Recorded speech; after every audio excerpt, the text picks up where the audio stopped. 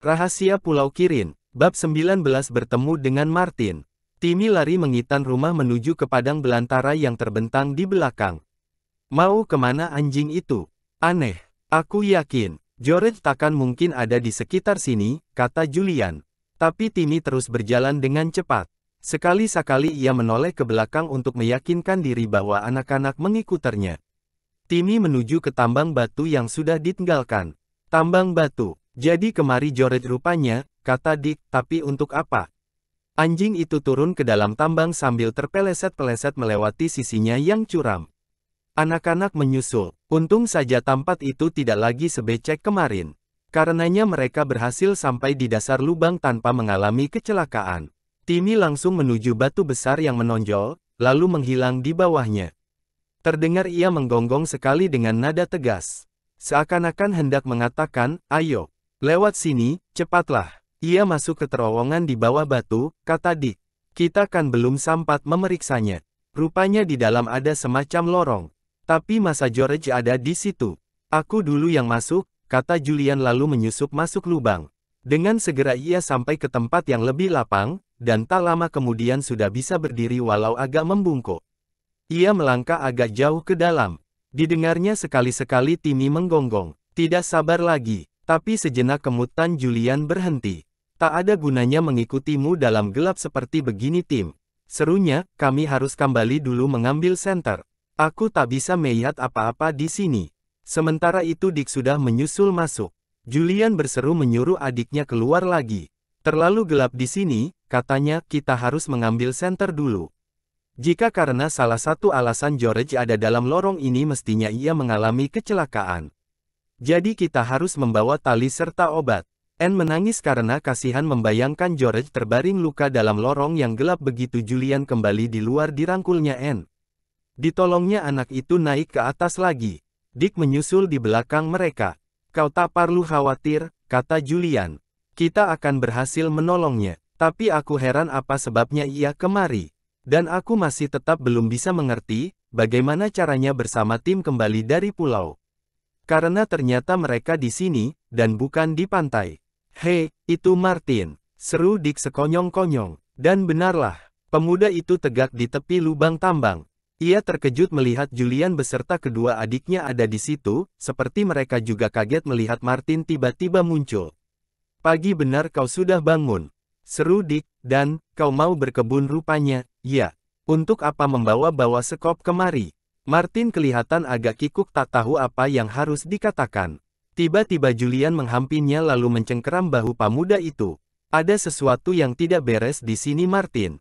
Tukasnya, apa yang hendak kau perbuat dengan sekopmu itu? Kau melihat George, tahukah kau di mana ia sekarang atau kau tahu menahu mengenainya? Ayo bilang. Martin kelihatan kaget sekali disentakannya bahunya sehingga tertepas dan cengkeraman Julian. George, aku tidak melihatnya. Apakah yang terjadi dengan anak laki-laki bendel itu? George bukan laki-laki, dia anak perempuan, kata Anne yang masih terisak-isak. Ia menghilang. Kami kira ia pergi ke pulau karena ingin mencari anjingnya, tapi tahu-tahu Timmy sudah muncul di Pondok Kirin. Lalu kami diajaknya kemari. Jadi nampaknya George ada di sekitar sini, kata Julian. Sekarang aku kepingin tahu adakah kau melihatnya?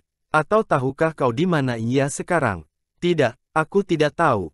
Sungguh, kata Martin. Kalau begitu, katakanlah untuk apa kau pagi-pagi kemari membawa sekop lagi, kata Julian dengan kasar, siapa yang kau tunggu di sini?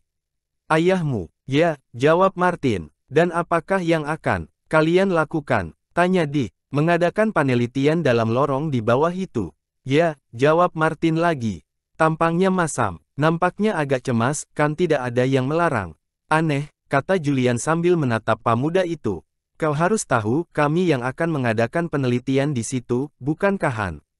Kalau ada yang aneh di situ kamilah yang akan menemukannya. Kalian takkan kami izinkan memasuki lubang itu. Sekarang pergilah ke ayahmu, katakan hal itu padanya. Tapi Martin tetap berdiri di situ. Mukanya menjadi pucat. Ditatapnya Julian dengan lesu. Anne datang menghampirinya dengan air mata yang masih berlinang-linang di pipinya. Dipegangnya lengan pemuda itu. Ada apa Martin? Kenapa mukamu tiba-tiba berubah?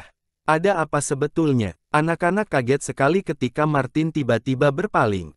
Ia terisak-isak. Martin berdiri membelakangi mereka. Bahunya tergoncang-goncang. Astaga, ada apa lagi? Kata Julian kesal. Sudahlah Martin, ceritakan pada kami apa sebetulnya yang kau sedihkan. Aku sedih karena semuanya, kata Martin menggumam. Kau tidak bisa membayangkan bagaimana rasanya menjadi yatim piatu, tak ada yang mengurus lalu. Tapi ayahmu kan masih ada, kata Dick dengan segera. Tidak, orang itu sebenarnya bukan ayahku. Ia waliku, tapi aku disuruhnya memanggil dirinya ayah, jika kami sedang beraksi. Beraksi, apa yang kalian lakukan? Tanya Julian. Macam-macam, tapi semuanya perbuatan jahat, kata Martin. Mengintip-ngintip, menyelidiki tentang orang-orang. Lalu menerima pembayaran dari mereka jika kami berjanji takkan membuka rahasia, begitu pula menjadi tukang tadah barang-barang curian, dan membantu penjahat seperti orang-orang yang ingin merebut rahasia penemuan paman kalian. Nah, seru Dick dengan segera. Sekarang baru ketahuan. Aku sebelum ini juga sudah curiga apa sebabnya kau dan Pak Curton begitu besar minatnya terhadap Pulau Kirin. Apakah tugas kalian yang sekarang? Aku pasti dihajar waliku, jika ia sampai tahu bahwa aku menceritakannya pada kalian, kata Martin. Soalnya mereka berencana hendak meledakkan Pulau Kirin. Baru satu kali ini aku terlibat dalam tindakan yang begitu jahat, dan aku tahu paman kalian ada di sana, dan mungkin George juga, jika kalian mengatakan begitu. Aku tak sanggup. Air matanya meleleh lagi. Tidak enak rasanya melihat seorang pemuda menangis. Julian dan kedua adiknya merasa kasihan terhadap Martin. Mereka juga kaget dan ngeri ketika mendengar keterangannya bahwa Pulau Kirin akan diledakkan. Dari mana kau mengetahuinya? Tanya Julian. Kalian kan tahu sendiri, Pak Curton memiliki pesawat radio yang bisa menerima dan menyiarkan berita.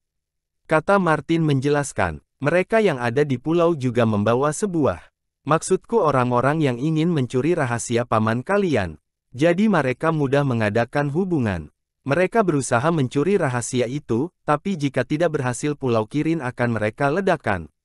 Dengan begitu takkan ada yang bisa memperoleh hasil penemuan paman kalian. Tapi, mereka tidak bisa meninggalkan pulau itu dengan perahu karena tak tahu jalan melewati batu-batu karang. Lalu bagaimana cara mereka pergi nanti? Tanya Julian. Kami merasa yakin lubang yang ditemukan Timmy di bawah waktu itu menuju ke laut, dan lewat dasar laut sampai di Pulau Kirin, kata Martin. Ya aku tahu kedengarannya memang sukar masuk akal. Tapi Pak Curton memiliki sebuah peta kuno di situ tertera dengan jelas, bahwa dulu ada lorong di bawah dasar laut. Kalau ternyata benar, orang-orang yang di pulau akan bisa lari lewat lorong itu setelah menyiapkan peledakan Pulau Kirin mengerti sekarang.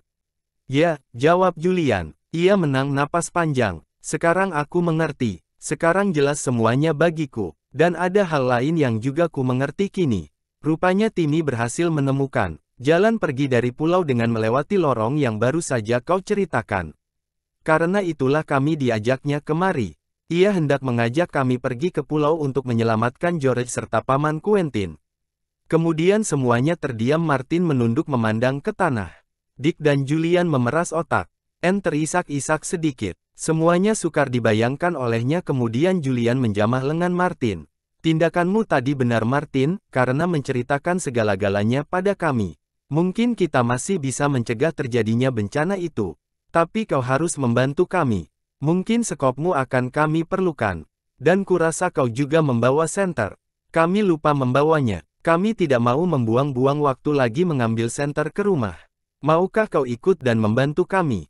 Maukah kau pinjamkan sekop dan sentermu? Kau mau mempercayai aku? Tanya Martin dengan suara lirih. Ya, aku mau membantu kalian. Kalau kita buru-buru masuk sekarang, waliku takkan bisa lagi menyusul karena tak membawa senter. Kita bisa pergi ke pulau dan menyelamatkan George serta paman kalian lewat lorong. Bagus, seru Dick gembira. Yuk, kalau begitu kita langsung saja masuk. Sudah terlalu lama kita bicara di sini. Ayo Ju, kita turun. Berikan sekop dan sentermu padanya Martin. Kau jangan ikut, kata Julian pada Anne. Kembalilah ke rumah. Ceritakan apa yang terjadi pada Bibi Fanny. Maukah kau melakukannya? Baik, aku memang tidak ingin ikut, kata Anne. Aku kembali saja sekarang. Hati-hati ya Julian. Anne ikut turun. Dipandangnya ketiga anak laki-laki itu menghilang ke dalam lubang di bawah batu. Sementara itu Timmy sudah tidak sabar lagi menunggu. Ia menggonggong-gonggong. Ketika melihat anak-anak masuk, dengan segera ia lari mendului. Menyusuri lorong. Sekali-sekali ia melihat ke belakang untuk melihat apakah Julian serta yang lain-lain masih menyusul. Sekarang Anne mendaki sisi tambang yang curam. Tiba-tiba ia merasa seperti mendengar orang batuk secepat kilat. Ia bersembunyi di balik semak sambil mengintip di sela daun-daun di situ. Dilihatnya Pak Curton datang sambil memanggil-manggil. Martin, kemana lagi anak itu? Rupanya Pak Curton datang untuk mengajak Martin masuk ke lorong. Anne nyaris tak berani bernapas. Berulang kali Pak Curton memanggil-manggil. Akhirnya ia tidak sabar lagi lalu menuruni lereng lubang. Tiba-tiba Pak Curton tergelincir. Disambarnya sebuah semak, tapi tumbuh-tumbuhan itu terlepas dari tanah. Pak Curton terguling-guling sampai ke dekat tempat Anne bersembunyi. Dilihatnya anak itu, Pak Curton nampak tercengang sejenak. Tapi pandangan itu berubah menjadi ketakutan karena ia masih terguling-guling terus, makin lama makin cepat. Anne mendengar orang itu mengerang ketika terbanting ke dasar lubang. Anne memandang ke bawah dengan ketakutan. Pak Curton terduduk sekarang ia memegang kakinya sambil mengerang-ngerang. Ia mendongak mencari Anne. Anne, serunya, kurasa kakiku patah. Bisakah kau mencari pertolongan untukku? Apa yang kau cari di sini pagi-pagi? Kau tadi melihat Martin. Anne tidak menjawab. Jika kaki Pak Curton patah tak mungkin bisa mengejar Julian, Dick dan Martin. Dan Anne bisa cepat-cepat melarikan diri. Ia memanjat dengan hati-hati karena takut jatuh ke dasar lubang dan terkapar di sisi Pak Curton. Anne, kau melihat Martin tadi? Tolong cari dia dan panggilkan pertolongan untukku ya. Seru Pak Curton kemudian ia mengerang lagi. Anne naik ke atas lubang tambang, lalu menoleh ke bawah. Tangannya membentuk corong di depan mulut lalu ia berseru keras-keras.